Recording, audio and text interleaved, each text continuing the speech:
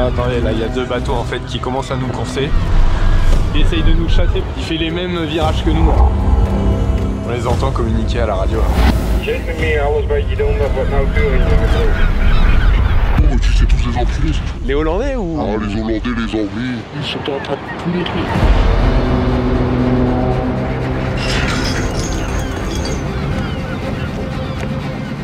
Il est arrivé il y a 45 minutes. Ouais, c'est celui qui a débarqué 141 caisses. La surpêche ne contraste pas en fait. Il est gigantesque.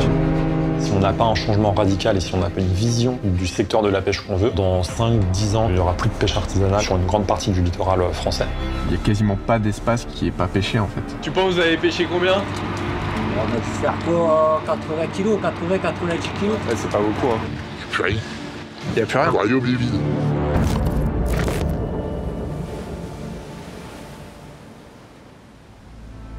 Ces vidéos choquantes de la pêche industrielle qui vide nos océans depuis quelques années, vous les avez sûrement vues passer comme moi sur les réseaux sociaux ou à la télévision. Pendant très longtemps, dans ces vidéos et ces reportages, on voyait les filets qu'une fois qu'ils étaient remontés à la surface. Mais désormais, on sait aussi comment ça se passe sous l'eau. It has remained hidden from view until now.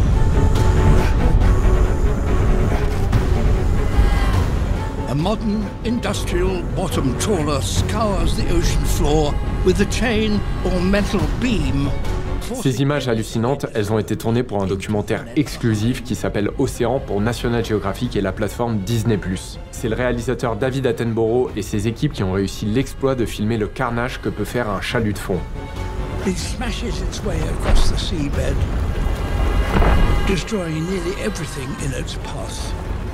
Comme vous venez de le voir, le chalut, c'est un filet qui est lesté et tiré sur les sols marins, qui détruit tout sur son passage. Ces images, c'est ce qui se passe nuit et jour au fond de l'eau, et pour que vous ayez une idée du niveau d'anéantissement des océans, plus de 90% des grands poissons ont disparu depuis 1950 au niveau mondial. Ces pêches destructrices, en réalité, c'est le résultat d'une collusion entre les lobbies de la pêche industrielle qui sont ultra puissants et les pouvoirs politiques. Et c'est les eaux européennes qui sont les plus intensément pêchées, raclées et dévastées. Le pire, c'est que ça se passe en ce moment sous nos yeux dans la Manche et dans la mer du Nord.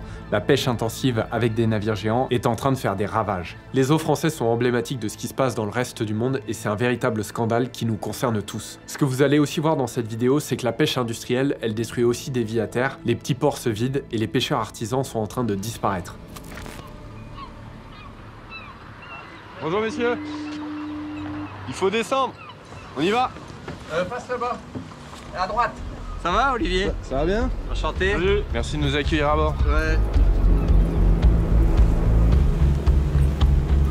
Ce jour-là, je suis parti en mer avec des membres de l'association Bloom qui se bat contre la pêche industrielle. L'objectif, c'est de filmer plusieurs gros navires, entre 25 et 30 mètres, qui utilisent une des techniques de pêche les plus destructrices, la senne démersale. La senne démersale, en fait, c'est un immense câble qui entoure une surface de 3 km² et qui rabat le poisson vers son centre en créant un mur de sédiments qui les concentre pour qu'ils soient ensuite capturés par le filet. Les images sous-marines de cette technique de pêche n'existent pas, mais pour vous donner une idée, c'est une évolution technologique du chalut que vous avez vu dans le film Océan au début de la vidéo. Chaque jour, les seineurs, c'est les bateaux qui utilisent cette méthode de pêche, ils vont faire en moyenne entre 7 et 8 traits. Ça veut dire qu'ils vont lancer le filet 7 à 8 fois dans la même journée, et donc à la fin, ils peuvent couvrir jusqu'à 24 km² de mer, ce qui est énorme pour un seul navire. Et ce matin-là, on essaye de rejoindre des seineurs qui pêchent dans la Manche depuis déjà plusieurs jours, pour vous montrer qu'ils ne remontent pas grand-chose dans leur filet, malgré leur taille gigantesque.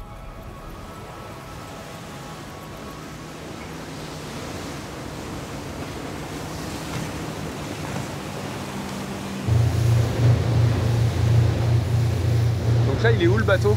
Il est juste derrière les cargos là. Donc là, on a 5 cargos qui remontent dans le rail. On va se mettre à l'arrière pour pas les empêcher de travailler. Hein, parce qu'ils ont le droit de pêcher comme ils veulent. Même ils détruisent tout, mais ils ont le droit malheureusement. Et je pense qu'ils vont nous accueillir comment? Pas avec le sourire. Le K124 qu'on va voir, en fait, se situe dans une aire marine protégée, une zone Natura 2000 qui s'appelle le Cap Grinet.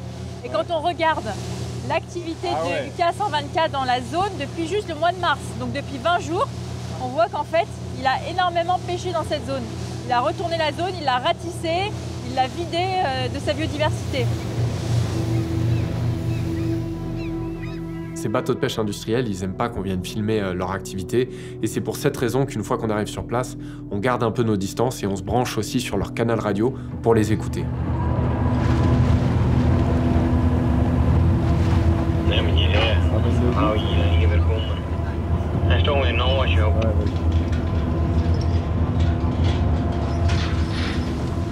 On les entend communiquer à la radio là, ils se parlent.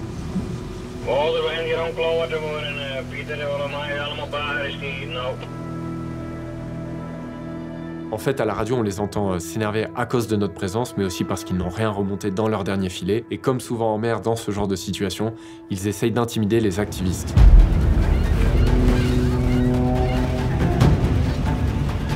Ah, attendez, là, il y a 2 bateaux en fait qui commencent à nous courser. On était en train de filmer un seineur qui est en train de remonter à son filet. Et il y a un autre bateau qui est venu l'aider et on a entendu à la radio qui disait qu'il voulait nous tirer une fusée dessus, qui nous pourchasse.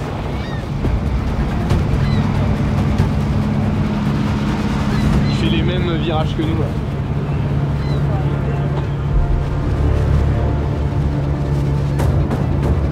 Là, tu fais une grosse connerie, mon ami.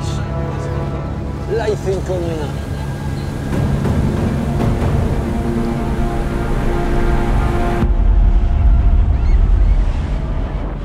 C'est bon, ils ont arrêté.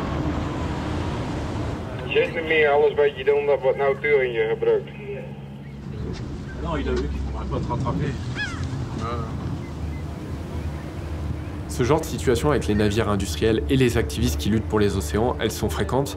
Et pour que vous compreniez ce qui vient de se passer, les voix qu'on entendait à la radio, c'était du néerlandais. Parce qu'en fait, la majorité des bateaux qui pêchent dans les eaux territoriales du nord de la France, ce sont des navires hollandais. Et ça, retenez-le bien, parce que vous allez voir que c'est une des clés pour comprendre pourquoi la pêche en France est en train de s'effondrer. On est ensuite parti pour filmer un autre navire qui remontait son filet, et lui aussi, ça faisait déjà plusieurs jours qu'il pêchait dans la zone. Là, ça fait déjà plusieurs minutes qu'ils remontent le filet. Et c'est des filets gigantesques qui font plusieurs centaines de mètres, donc ça prend beaucoup de temps.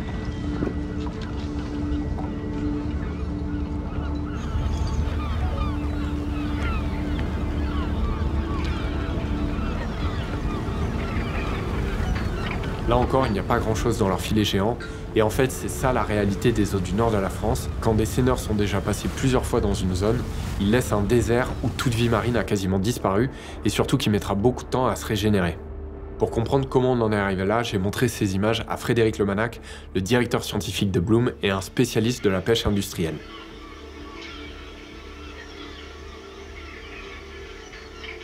Et tu vois, on voit bien sur ces images qu'il remonte quasiment rien là. Mais c'est ça qui est dingue en fait, c'est que... Enfin, ils sont une trentaine peut-être de seineurs démersaux à être actifs dans cette zone-là au même moment. Et chacun va capturer tout le poisson. Donc effectivement, assez rapidement, on a une zone qui est complètement dévastée. Les premières années où cette méthode de pêche est arrivée, ils avaient des captures énormes, faramineuses. Ils avaient des gros poissons, ils en avaient plein.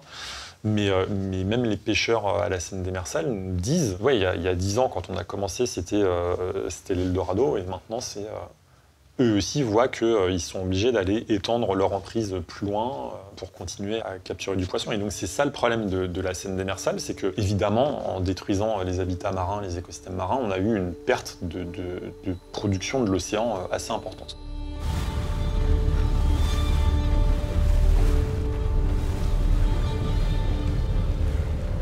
Dans la majorité des filets des seineurs qu'on a vu être remontés ce jour-là, c'était quasiment la même chose à chaque fois, il y avait très peu de poissons. Pour que vous compreniez comment ça se fait qu'il y ait autant de bateaux qui appartiennent à des entreprises hollandaises, il faut comprendre le système des quotas.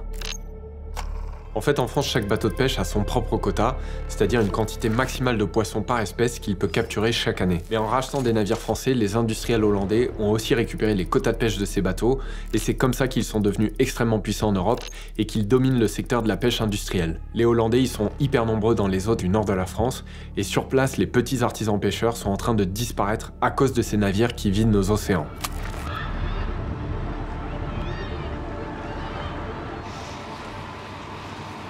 Ça s'est bien passé ou pas? Sans plus? Tu penses que vous avez pêché combien? On a dû faire quoi, 80 kilos, 80-90 kilos. Ah ouais, moins de 100 kilos? Les derniers pêcheurs artisans du port sont tous dans des situations économiques très compliquées à cause de la pêche industrielle dominée par les Hollandais. Ouais, ce matin j'en avais un à côté de moi, j'ai dû l'appeler, sinon il me passait dessus. Alors... Ce matin, juste à côté de vous? Ouais. Et vous pouvez rien faire contre ça? Bah, vaut mieux faire tirer, sinon on n'a plus de filet. Ils nous arrachent pour passant. Ça vous est déjà arrivé? Non. Jusqu'à maintenant, non. Mais des collègues, ouais. Ouais, qui ont perdu plusieurs dizaines de milliers d'euros de matériel comme ça, ouais. C'est des menaces qu'on vous fait. Entre autres. Ouais, il est dispo. Ouais. Il faut montrer. D'accord, ok. Voilà. Tais-toi ou voilà. Et ça, vous avez essayé de faire quelque chose contre ça, de lutter politiquement Bah, c'est des puissances économiques, donc on est un peu petit à côté d'eux, donc on fait pas le poids. Ouais. Les Hollandais ont de l'argent pour se défendre, donc s'ils peuvent écraser par quantité, voilà. Vous le ressentez Il y a ça, il y a les bateaux qui sont 2 fois plus grands que les nôtres, alors... Ouais, donc à la fin, vous ne pesez pas lourd dans la balance. Oh bah non, avec des miettes. Quand on vend bien, on va dire que ça va, quand c'est limite, on paye les matelots, on paye le gasoil, et puis voilà. Il reste pas grand-chose. Et les Hollandais, toi, ce qu'ils font aujourd'hui dans les eaux françaises, tu qualifierais ça comment? C'est de la destruction. Ils pêchent tout et toute taille et ils laissent rien derrière. Le caractère artisanal de la pêche française est en train de disparaître au profit de sociétés qui sont capitalisées. Et on sent comme ça que les droits de pêche constituent un enjeu majeur, un point de vue économique, et on a des entreprises capitalisées qui arrivent à racheter des bateaux pour capitaliser sur les droits de pêche. Et on a comme ça une répartition des quotas qui fait que l'ensemble des quotas vont à des grandes entreprises capitalisées, et les artisans se retrouvent à peau de chagrin avec pas grand-chose. Désolé de vous déranger. On fait un petit reportage sur les... À chaque fois, ça passe à la télé sur ce qu'ils veulent. Alors moi, c'est pas la télé, moi. Moi, c'est YouTube. Qu'est-ce qu'ils mettaient pas dans les reportages? La vérité, à chaque fois. Que c'est les pêcheurs hollandais qui niquent. Ouais, je crois. Ils pensent que la mer, c'est lui, c'est tous ces enculés. Vas-y, je vous écoute, monsieur, ouais. Oh, moi, c'était tous des enculés. Les Hollandais ou... Les Hollandais, les Anglais. Là, toi, il y avait un bateau de 104 mètres. Nous, on posait le matériel, on s'en va, on revient que le lendemain, Irak. Ouais, c'est non-stop, hein. C'est 24-24, avant ils travaillaient que le jour, maintenant ils travaillent la nuit aussi. C'est des bateaux d'usine. Ils jouent bien, quoi. Dans un moment, il faut se sauver, quoi. Ouais, ils disent, il n'y a plus de poissons. Si vous disiez, ils sont en train de tout détruire. Moi, quand j'ai commencé, du poisson, il y en avait, foison. C'était effrayant. On a perdu en qualité. C'est la vérité. Non, on débarque des sols, les sols, ils sont comme ça. On débarque comme ça. C'est quoi les pêches que vous faisiez à l'époque? Ah nous, on pêche saison de sol. Quand j'ai commencé en 93, avec 3000 mètres de filet juste pour le port, on tournait une tonne et demie de sol. Ah ouais, là c'est 100 kilos en ce moment. Là, en ce moment. Bah, nous, 15 kilos aujourd'hui. 15 kilos? Ouais. Entre nous, qu'est-ce que vous voulez qu'on fasse? Rien. Y a plus rien. Le royaume est vide. C'est pas la première fois que les pêcheurs du nord de la France doivent se battre pour leur survie. Il y a 4 ans, ils avaient réussi à faire interdire une autre méthode dévastatrice, la pêche électrique. La colère, on va dire, elle s'est accentuée depuis 10 ans. Ouais, depuis l'arrivée massive des bateaux et de plus en plus où on ressent quand même une diminution constante de la ressource. Il y a 10 ans en arrière, c'était la pêche électrique qui est arrivée chez nous. Ouais. Et donc, ce qui a fait du tort principalement aux filières des Hauts-de-France. Avec Bloom, l'association Bloom, on a réussi à combattre cette technique de pêche puisqu'on l'a fait interdire en 2021. Maintenant, je pense qu'il faut autant de temps à la ressource pour se régénérer que la pêche électrique l'a mis à mal, donc c'est-à-dire au moins 10 ans. Là, on est à 5 ans de l'interdiction complète de la pêche électrique. Mais ça veut dire que c'est possible aussi. Ça veut dire que c'est possible d'imposer des interdictions à certaines techniques de pêche qui détruisent nos mers. À partir du moment où ça ne correspond pas du tout à la réglementation européenne qui, il ne faut pas oublier que la politique commune des pêches a été inscrite sur la préservation de la ressource. Ouais. Donc si aujourd'hui on a un engin de pêche qui est en capacité de mettre à mal une ressource, moi j'estime que l'Union européenne doit faire son travail, c'est de dire interdire cet engin de pêche. Les pêcheurs alertent, je pense que les pêcheurs doivent être entendus comme nous on l'a été avec Bloom et puis nous les pêcheurs locaux, par la Commission européenne, par le Parlement, et faire interdire cette technique de pêche qui est dénoncée de par la pêcherie elle-même. Ouais. Si elle était dénoncée par un politique qui n'a aucune connaissance de la technique, je veux bien. Mais là, elle est dénoncée par le pêcheur lui-même. Le professionnel dénonce cette technique de pêche qui est autorisée en Europe. Donc l'Europe doit entendre ce que le pêcheur dénonce. C'est dommage de le dire comme ça, mais moi je pense que si rien n'est fait dans les 4 à 5 ans à venir, on peut se revoir sur les quais et peut-être qu'on ne verra même plus cette quinzaine de navires qui restent. Il en restera peut-être 1 ou 2 pour faire une attraction touristique l'été. Donc là, t'as quoi? T'as de la sole. Ça, c'est de la roussette. Il n'y a rien d'autre, en gros. Ouais, c'est pas beaucoup, hein. Genre, si tu passes après un Sénor, tu sens que tu vas rien pêcher. Ouais, c'est ça. T'as l'air quand même un peu résigné. Comme si tu t'étais habitué à ça de... Oh, non, mais... Ouais, après, c'est tout, c'est comme ça. Tu te dis pas qu'on peut faire quelque chose pour que ça change? Pouah. Il fallait peut-être faire quelque chose avant, je pense. C'est trop tard pour toi? Hein? Tu penses que c'est trop tard? Ouais. Faire quoi? C'est pas les Français le problème, hein. C'est les étrangers. Faire quoi? On peut être interviewé, ça fait 10 ans qu'on est interviewé. Ouais, je sais. Dès qu'on parle des Hollandais, il n'y a jamais une émission, jamais à la télé qu'on va parler des Hollandais. Le résultat, il y a qu'ils ont tout la merde pour eux maintenant. T'as l'impression que les Hollandais contrôlent tout, quoi? Ouais, je pense, ouais. Après... Comment ça se fait que la pêche industrielle hollandaise domine autant le marché français? En Europe, les Néerlandais ont tout racheté. Les plus grands bateaux de pêche européens, que ce soit des bateaux allemands, britanniques, espagnols, français, tout ça, c'est en réalité des entreprises néerlandaises qui en sont les propriétaires ultimes. Quand on a 100% des quotas, bah en fait, on est les rois du monde, et c'est un petit peu ça que les Néerlandais font. Sur certaines espèces, ils ont quasiment 100% des quotas européens. Ça reste des bateaux français ou espagnols ou allemands, mais en réalité, ceux qui gagnent les bénéfices à la fin, c'est les industriels néerlandais qui vont capturer d'énormes quantités de poissons, casser les prix du marché, piller la ressource, détruire les écosystèmes et mettre à genoux les pêcheurs artisans qui, petit à petit, finissent par mettre la clé sous la porte. Là, on voit en fait des bateaux de 12 mètres, il y en a plus beaucoup. Là, tous les pêcheurs qui sont là, vous êtes tous dans la même situation? Ah ouais. Qui bossaient là avec vos petits bateaux? Ouais, je sais pas, il y a encore 15 ans, on devait être 60 bateaux là, dans Bétoff. Il y a 15 ans, vous étiez 60? Ouais, là on est 10-15, quelque chose comme ça. Ah ouais. Ça va, Dave? Salut Jean-Yves, bonjour. Bonjour messieurs. Alors la pêche. Vous êtes pêcheur aussi, ouais? Il y a une centaine. 100 kilos. C'est encore. Ça pourrait être pire. C'est pas terrible, mais bon. Et vous avez pêché là cette nuit? Bah, apparemment de la vallée. Non, on n'y a pas été. Ils ont rien fait. On est moins que par la Et la dernière fois que vous y avez été, vous avez bien pêché ou c'était... Non, hier on y a été, on n'a rien fait. C'est pour ça qu'aujourd'hui on n'y a pas été. C'est quoi ça, une centaine de kilos que vous avez fait? Non, 10 kilos de sol. Ah ouais, 10 kilos seulement? On n'a pas beaucoup de matériel, c'est pas notre truc. C'est dans le coin ou vous allez loin, vous? Non, ici, devant une demi-heure de route. Ouais. Et il n'y a rien? Quand même. Rien. C'est vite. Là, il nous expliquait qu'il y avait une vraie omerta autour des bateaux hollandais, etc., qu'on peut pas dire que c'est les Hollandais. Vous ressentez la même chose aussi? Oui, de toute façon, c'est tout cumulé. Il y a tellement de bateaux ici dans le détroit, que ce soit des chalutiers, des coquillards, tout cumulé. Et si on enlevait par exemple les prélèvements de ces bateaux hollandais qui pêchent avec des énormes filets, ça changerait quelque chose quand même. Ah oui, je pense. Il y a une logique mathématique. Mais bon, après, si c'est les Français qui prennent la relève, ça sert à rien non plus, quoi. Ouais, c'est vrai. Si c'est les Français qui font la scène après, je veux dire, ça sert à que dalle, quoi.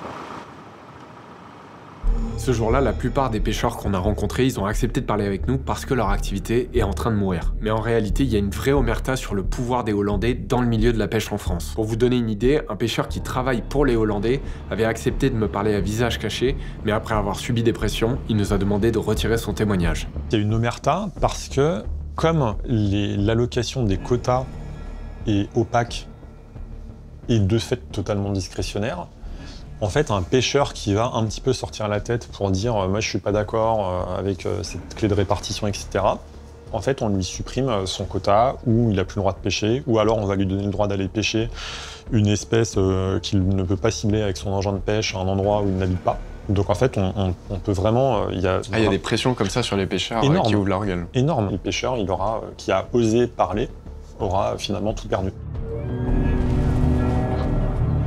En plus d'être hyper nombreux dans les eaux françaises, les bateaux hollandais sont aussi très présents au port de Boulogne-sur-Mer, où une partie des quais leur est réservée, et ça crée énormément de tensions. À cet endroit, c'est le petit port où on se trouvait avec les artisans pêcheurs qui vendent leurs poissons à la criée. Et juste un peu plus loin, un énorme quai est utilisé principalement par les bateaux hollandais ou les Français, mais qui appartiennent à des entreprises hollandaises. Et c'est ici qu'ils viennent décharger leurs marchandises, souvent la nuit. On s'est rendu sur place avec Laetitia Bizio, qui est responsable de la campagne pêche industrielle chez Bloom. L'ONG dénonce l'absence de contrôle de l'État sur les espèces et les quantités de poissons exportés par ces bateaux vers la Hollande. Là, on arrive sur le port industriel, donc effectivement, c'est que des entrepôts avec des camions qui s'alignent. Ah ouais, il y a des camions qui sont en train d'être chargés là, justement. Là, donc oui, on voit le camion. Ah bah c'est des Hollandais, ça. Rejig Transport. Ouais. Hollande. Ouais, les deux, c'est des camions hollandais. Là, ouais. Là, il y a combien de bateaux à quai? Ils sont nombreux déjà. Des Hollandais? 2, 3, une bonne dizaine. Tous ceux qui commencent par UK, ça veut pas dire Royaume-Uni, hein. C'est la ville de Hulk qui est un gros port de pêche néerlandais. Ils sont en train de préparer? Ils sont en train de préparer pour faire décharger. sortir le poisson. Ouais, pour décharger. Ok. Donc il y a une possibilité de les voir. On vient d'arriver sur le port de pêche industriel. Je vais pas utiliser la grosse caméra, je vais plutôt filmer au téléphone portable. C'est pas que c'est compliqué de filmer ici, mais si je sors la grosse caméra, déjà les pêcheurs vont commencer à nous poser beaucoup de questions. Il y a sûrement les affaires maritimes qui vont venir pour nous demander d'arrêter de filmer. Donc on va faire profil bas pour qu'on puisse filmer des images tranquilles.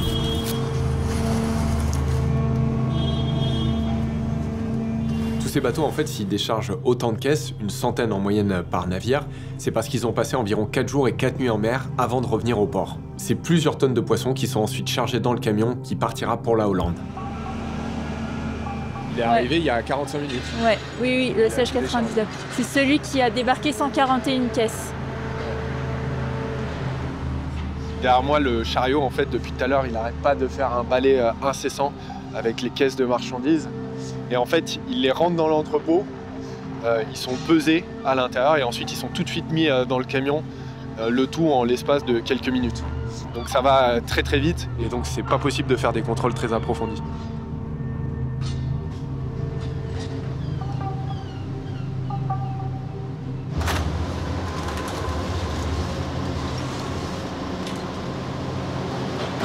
Petite question. Vous contrôlez le poids, mais vous contrôlez pas ce qu'il y a dans les caisses, on est d'accord? Ah, dans les caisses? Non, mais on calcule juste le poids et les caisses. Après, bah, c'est triché, on s'en fout, c'est rentré avec notre feuille. On sait pas ce qui sort, c'est 20 caisses qui sont pesées en même temps. Alors c'est comme si vous, le matin, vous pesiez complètement habillé avec des packs d'eau et un sac à dos, quoi, sans savoir combien il y a dans le sac à dos.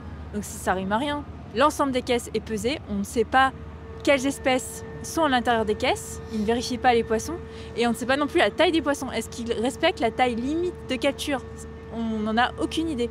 Donc c'est un contrôle global de 20 caisses en même temps, avec de la glace en plus, donc c'est absolument pas satisfaisant. Et quand on demande qui est la personne qui vérifie le poids, en fait c'est un transporteur, c'est pas son métier de contrôler, c'est pas son métier de dresser des amendes, il n'a aucun pouvoir de contrôle en fait. C'est pas l'État qui contrôle. C'est pas l'État qui contrôle, donc c'est juste de la poudre aux yeux et en fait ça a été mis en place parce qu'on s'était battu avec les pêcheurs pour exiger qu'il y ait un contrôle. Parce que pendant des années c'était vraiment open bar, ils venaient, ils mettaient directement dans les camions, ça partait aux Pays-Bas et on a demandé qu'il y ait un minimum de contrôle. Mais nous on demandait que ce soit un contrôle de l'État, quelque chose d'officiel, les affaires maritimes, la gendarmerie. Là non, pas du tout, et ça rime à rien en fait. On a ensuite suivi le camion jusqu'en Hollande au port de IJmuiden pour voir les quantités de poissons qu'ils ont débarqués cette nuit-là. Et en se faisant passer pour des acheteurs, on a pu filmer les centaines de caisses qui vont être vendues dans le pays.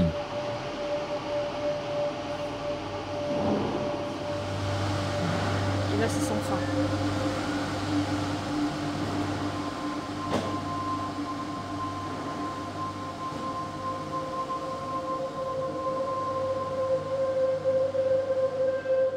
C'est aussi dans ces ports en Hollande que débarquent les plus gros navires de pêche du monde qui sont en train de vider nos océans.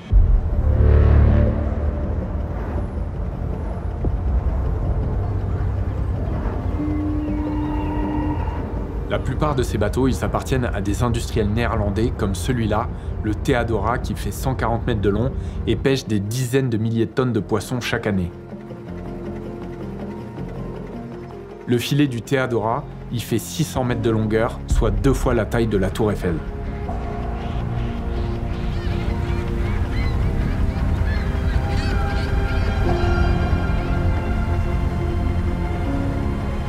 Ce navire géant, il est notamment impliqué dans une des plus grosses infractions de pêche jamais relevées en France métropolitaine. En 2012, il est dérouté et immobilisé par les autorités françaises pour avoir pêché illégalement une espèce de poisson dont il n'avait pas l'autorisation, et l'équipage avait tenté de dissimuler cette opération dans le journal de bord. Le Theodora avait finalement eu le droit de repartir avec cette cargaison en payant une amende d'environ 600 000 €, alors que l'État avait estimé à 1,2 million d'euros la valeur de ces prises illégales. À l'époque, ça avait mis en colère les artisans pêcheurs parce qu'il n'y avait pas eu de poursuite pénale supplémentaire. Et vous allez voir que c'est pas le seul scandale qui est lié à l'entreprise propriétaire du Theodora. Comme beaucoup de navires géants européens, il appartient à la multinationale néerlandaise de la pêche, Parlefleet Vanderplast, qui possède une flotte de 90 bateaux et dont le chiffre d'affaires s'élève à 1,6 milliard d'euros. Pour vous donner une idée, la fortune personnelle de son patron, Diederik Parlefleet, s'élève, elle, à 620 millions d'euros. Son ex-associé et ancien directeur de l'entreprise, Jan Vanderplast, fait lui aussi partie des 100 plus grandes fortunes néerlandaises. Il est plus discret dans les médias, mais en 2015, il a été condamné à un redressement fiscal de 6 millions d'euros par la justice.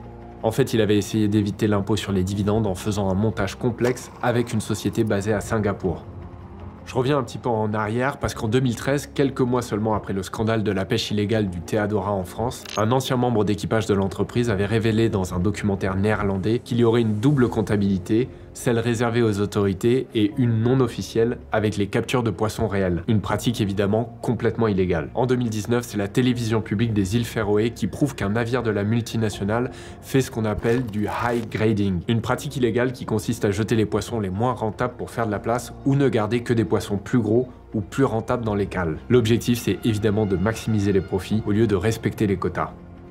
Des scandales en mer comme cela, avec des bateaux de Parlefleet Vanderplast, il y en a régulièrement en France et à l'étranger. Le dernier en date, c'était d'ailleurs en 2022, quand le Margiris, un autre navire géant de la multinationale, avait rejeté des dizaines de milliers de poissons morts au large de La Rochelle. Les images avaient fait le tour du monde, mais si c'est devenu une affaire nationale, c'est parce que ça a été filmé. En réalité, la majorité du temps, on sait pas ce qui se passe en mer parce que c'est loin des regards, et c'est aussi pour ça que ces navires détestent quand des associations viennent filmer leur activité. Imaginez maintenant qu'en réalité, Parlefleet Vanderplast n'est pas la seule multinationale concernée. Elle fait partie d'un consortium encore plus grand de 5 géants néerlandais qu'on appelle les Big Five. Toutes ces entreprises et certains de leurs dirigeants sont liés à des scandales de pêche illégale, de corruption pour l'obtention de droits de pêche, d'évasion fiscale ou encore de pollution marine. Les Big Five ont racheté en seulement quelques décennies la plupart des flottes industrielles européennes et ils ont désormais une emprise sur l'océan au niveau mondial.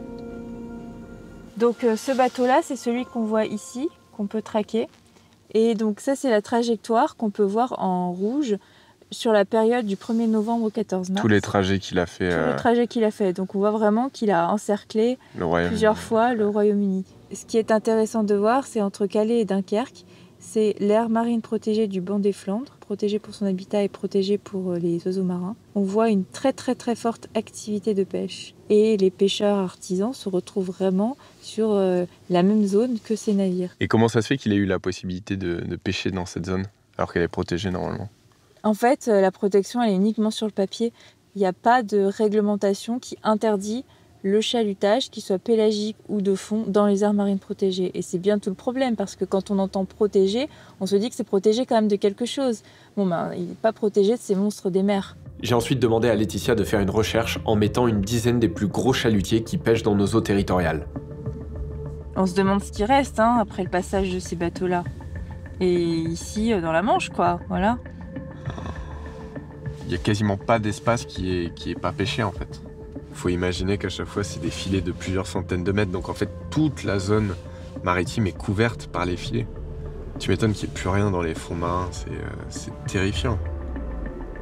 Déjà, la première chose, c'est que la France et l'Europe n'autorisent pas, et notamment dans les aires marines protégées, ce bateau n'a pas le droit de pêcher. La France, le gouvernement, est totalement opposé à cette communication et à la mise en œuvre de l'interdiction des engins de fond dans les aires marines protégées. La personne que vous venez d'entendre était secrétaire d'État à la mer et à la biodiversité jusqu'en 2024. En réalité, depuis qu'Emmanuel Macron est président de la République, il a toujours défendu la pêche intensive et son modèle industriel. Parce qu'il en est de notre pêche comme de notre agriculture le même défi. Ça ne sert à rien d'être de plus en plus exigeant avec les producteurs si derrière on laisse de plus en plus importer des produits de la pêche et de la mer qui viennent de puissances qui ne respectent pas ces règles. Et ça, c'est notre défi, je rappelle constamment, parfois aux gens qui voudraient qu'on aille plus vite et plus fort. Moi, j'entends tout ce qui est plus d'exigence. Simplement, faites attention. On doit investir et moderniser. Et on doit éduquer le consommateur pour qu'il aille dans la même direction que nous. Nous, Bloom, on se sent clairement visé quand il parle des gens qui veulent aller plus vite et plus loin. Donc là, on sent qu'il s'adresse à des industriels de la pêche. Hein. Ceux qui sont présents aux assises de la mer, c'est pas les pêcheurs artisans. Hein. C'est vraiment le côté business de la pêche qui est là. À quel point les lobbies sont puissants aujourd'hui? Les lobbies, ils sont ultra puissants dans le secteur de la pêche, comme ils le sont dans le secteur de la chasse, de l'agriculture, etc. On a vraiment quelques personnes et quelques industriels qui ont une ligne directe quotidienne avec les décideurs politiques. Quand je dis décideurs politiques, ça se passe vraiment au niveau présidentiel. Par exemple, pour la pêche, on sait que Olivier Lenezet, qui est le président du Comité national des pêches, c'est vraiment lui qui fait la pluie et le beau temps dans le secteur de la pêche en France. Et il a une ligne directe avec l'Élysée pour dire bah non, il faut faire ci, il ne faut pas interdire le chahutage dans les aires marines protégées, il ne faut pas mettre des bâtons dans les roues à la pêche tonnière tropicale, etc. En fait, Olivier Lenezet, c'est un peu le patron de la pêche française. Il cumule 23 mandats. Il est par exemple président du port industriel de Lorient, président de l'entreprise Idemer, coprésident du label Breizmer, membre de la commission mer et littoral du Pays de Lorient, et il est même actionnaire et co-gestionnaire d'un port à Oman. Bref, la liste est très longue, mais surtout, il est président du Comité national des pêches, l'unique syndicat reconnu par l'État pour représenter l'ensemble du secteur. Et ce comité, censé parler au nom de tous les pêcheurs, il est en réalité en partie verrouillé par les industriels néerlandais parce qu'en rachetant des parts dans des entreprises françaises, ces groupes hollandais ont gagné du poids politique. En fait, dans le Comité national des pêches, les droits de vote sont proportionnels à la taille des navires et au nombre de tonnes pêchées, donc plus t'es gros, plus tu pèses, et c'est pourquoi les géants de l'industrie dominent les décisions. Mais le vrai problème, c'est que le gouvernement suit souvent leurs recommandations, forcément au détriment de la pêche artisanale et de la préservation des ressources. C'est indéniable qu'aujourd'hui, ce qui se passe dans les eaux territoriales du nord de la France, c'est un scandale environnemental. Du coup, on a voulu savoir ce que disent les principaux acteurs de la pêche dans le pays, et pour ça, on s'est rendu au Salon de l'Agriculture à Paris. La surpêche n'existe pas en France. On ne va prélever que des stocks qui sont en bonne santé. On a la réglementation la plus stricte, la plus sévère au monde. Mais tant mieux. Et ça fait grincer des dents. Sur place, on est allé au stand de Pavillon France, un des labels les plus importants de la pêche française. Leur message à eux, c'est de dire que la pêche dans notre pays est respectueuse de l'environnement. Et pour raconter tout ça, ils se servent notamment de l'image de la pêche artisanale pour rassurer les consommateurs. Et c'est Justine Rex, qui travaille avec moi, qui est allée les voir. Aujourd'hui, grâce au travail qui a été fait sur les filets avec les scientifiques, on va pouvoir pêcher uniquement l'espèce désirée. On trie sur le fond, on prépare sur le pont. Innovation, défilé. Tout ça est calculé, travaillé, réfléchi. Et c'est pour ça qu'on s'améliore. Et c'est l'avenir. C'est l'avenir, tout est calculé, tout est réfléchi selon eux, mais du côté des scientifiques et des pêcheurs, c'est-à-dire les premiers concernés, ils n'ont pas du tout le même discours sur la réalité de ce qui se passe dans nos océans. On a pu ensuite échanger rapidement avec Hélène Kéraudrin, la déléguée générale de France Filière Pêche, et pour elle aussi, il n'y a pas de problème avec la pêche en Europe. Et acheter Pavillon France, c'est avoir une garantie au niveau de la pêche durable. Le principe de la gestion européenne, c'est d'adapter l'effort de pêche à la ressource, à la quantité maximale qu'on peut pêcher. Donc oui, acheter Pavillon France et de la pêche européenne de façon générale, c'est s'assurer qu'on a des pratiques de pêche qui sont en respect de la préservation de la ressource. En plus, côté français, on s'engage aussi à mieux maîtriser l'impact, à faire en sorte de faire évoluer les pratiques pour continuer à pêcher évidemment sur le long terme le plus possible. Pour vous montrer la réalité derrière ces beaux discours, on a demandé au directeur scientifique de Bloom, Frédéric Lemanac, de venir au Salon de l'Agriculture pour décrypter toute cette communication. Il nous explique alors avec un très joli jeu de mots de l'Ifremer, Game of Thrones, qui nous fait croire qu'en fait on est capable d'aller sélectionner avec des engins de pêche qui sont tractés au fond de l'eau, qui capturent des volumes colossaux de poissons, et donc laisser croire qu'on va aller avoir une trappe qui va s'ouvrir et se fermer pour laisser passer les poissons qui ne sont pas de la bonne taille ou pas de la bonne espèce. Enfin, c'est complètement complètement délirant.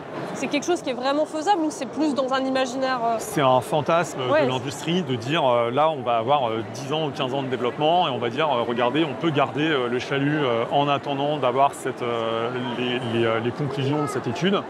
Et ça a toujours fonctionné comme ça, quelle que soit l'industrie, que ce soit pour l'industrie du tabac, l'industrie des médicaments, l'industrie de l'agriculture, la pêche. On a toujours eu des projets scientifiques financés par l'industrie qui ont vocation à générer du doute, à empêcher des prises de décision rapides. On va faire de l'artifice technologique qui va vendre du rêve et qui va rien changer, voire empirer la situation. Et qui en plus dédramatise le problème et où c'est du vrai greenwashing au niveau du grand public. On dédramatise. Là, sur les dessins, on n'a pas du tout l'impression d'avoir affaire à des énormes bateaux industriels. On a l'impression que c'est des petits bateaux qu'on voit au port quand on va en vacances en Bretagne. Alors qu'en fait, là, on est vraiment en train de parler de bateaux qui peuvent faire jusqu'à 140 mètres de long, qui peuvent capturer plusieurs centaines de tonnes de poissons par jour. On nous fait croire que la pêche française, c'est un petit bateau avec un bonhomme dessus. C'est très joli, hein. On voit, il y a le filet, il y a des casiers, il y a de la ligne, etc. Ça a l'air très anodin quand on regarde ça. Et ça occulte complètement le reste. Et c'est le reste qui a le plus gros des impacts. Après cette discussion, on s'est dit que ça pourrait être intéressant de confronter ces deux visions opposées avec la déléguée générale de France Filière Pêche, mais elle a tout de suite demandé à ce qu'on arrête le tournage. Non, franchement, face à la caméra, vous pouvez pas Non, je préfère pas. Après, ça aurait été juste une discussion non, sur... non là, j'étais pas... Okay. Vous pouvez pas vous expliquer comme ça. Ok, ça marche. Ça aurait été plutôt pour parler de... Je veux bien... Ok. Je veux bien avoir une discussion hors micro. Bien sûr. Et avec... Ok. Encore, il y a quelques années, y compris avec les industriels, on pouvait avoir une discussion franche, honnête, basée sur des faits, et on était en désaccord. On n'avait pas la même vision de la société. Actuellement, c'est des fake news, c'est de la diffamation, c'est du dénigrement. Ça devient très difficile de discuter avec des gens qui ont des croyances complètement détachées des faits. Et en fait, j'ai même l'impression que en apportant des références, des chiffres sourcés, en fait, ça génère un blocage encore plus important. Tout va être retourné pour rejeter les faits qui sont le réel. Il est là, le réchauffement climatique. Moins 3 degrés ce matin dans les îles. Le réchauffement climatique, faut pas blaguer avec ça. Vous êtes en train de prêcher le climato-scepticisme. Vous mettez en cause des... Vous voyez pas que vous êtes religieuse, là? Non, vous trouvez ça normal? Non, oui, je trouve ça normal que les gens puissent s'exprimer. Mais c'est pas possible, vous me laissez pas parler. Allez vous cultiver scientifiquement, enfin. Je voudrais d'abord que vous calmiez, ce qui nous ferait plaisir. Mais ça fait 25 ans que je travaille avec des scientifiques. Oui, mais vous pouvez vous tromper depuis 25 ans, madame. On doit se rendre compte que ce qui se passe aujourd'hui, c'est qu'on a un sursis. On a un sursis de 2 ans. J'ai l'impression d'avoir une religieuse qui me parle en disant la Bible. Il n'y a pas la recherche. Ça n'existe pas, la recherche. Il y a un débat scientifique, madame. Vous parlez d'un débat sur la présence d'une catastrophe climatique. Vous vous rendez compte de ce que vous venez de démontrer en quelques minutes? C'est fascinant. Que ce soit au sein de certains médias, au sein d'une certaine classe politique ou au sein des représentants politiques de la pêche industrielle, on a une dérive complètement anti-science et complotiste qui se met en œuvre. Et qui, du coup, a des répercussions chez les citoyens aussi, puisque ces discours sont répétés. Bien sûr, ils sont répétés, ils ne sont pas vérifiés, ils ne sont pas invalidés. But I think we want to work with you to really recognize the changing climate and what it means to our forest. Okay, it'll start getting cooler. You just watch. I wish science agreed with you. Hey, well, I don't think science knows, actually. On a une remise en question de la science qui est très très problématique, qui a été accélérée dans un niveau effroyable aux États-Unis, mais en fait on n'est pas si loin que ça en France. Et c'est à force de travail avec les pêcheurs et les scientifiques que nous allons gagner la partie contre ces ONG terroristes. Aujourd'hui, il y a clairement deux visions du monde et de l'environnement qui s'opposent. Il n'y en a qu'une qui écoute la science et les faits, et vous l'avez compris, c'est celle-là que j'ai choisie. C'était important pour moi de faire cette vidéo en collaboration avec l'association Bloom et les scientifiques qui travaillent avec eux. C'est pas ma première vidéo sur le sujet et je diffuse régulièrement du contenu sur mes réseaux sociaux pour la défense des océans. C'était aussi très important pour moi de donner la parole aux artisans pêcheurs qui sont en train d'être broyés par un système industriel qui détruit le vivant, mais aussi les emplois locaux. J'espère que cette vidéo, elle vous aidera dans cette réflexion qu'à mon avis, on doit tout savoir. Si cette cause vous touche, vous pouvez signer tout de suite ces 2 pétitions contre la pêche industrielle. La première, elle demande une réelle protection des aires marines protégées et donc l'interdiction de toutes les pêches destructrices et tous les types de chalutage comme la Seine démersale dans ces zones-là. La deuxième, elle demande l'exclusion des navires industriels de plus de 25 mètres de toute la bande côtière, c'est-à-dire environ 22 km à partir des côtes, de façon à protéger tous les pêcheurs côtiers et qu'ils ne soient plus en concurrence avec des navires industriels géants. Je vous mets en description les liens de ces pétitions. Je vous rappelle aussi que le documentaire National Geographic Océan sort en exclusivité sur Disney+ le 8 juin. Foncez le voir, il est incroyable. N'hésitez pas à vous abonner si vous ne l'avez pas encore fait. Merci encore pour votre soutien. À très vite.